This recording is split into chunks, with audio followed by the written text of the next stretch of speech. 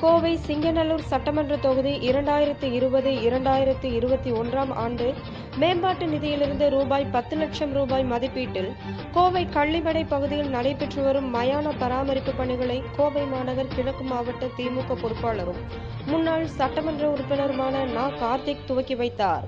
இந்நிகழ்வில் சிங்கை பகுதி 2 பொறுப்பாளர் மு. சிவா, கருணாநிதி, செல்வராஜ், பாரதி நகர் செல்வம், ராமகிருஷ்ணன், மனோகரன், ஆறுமுகம், பாலன், சுந்தர்ராஜ், ராமு, முனுசாமி, கலைச்செல்வன், ரமணி, சிங்கை பிரபாகரன் ஆகியோர் கலந்து கொண்டனர்.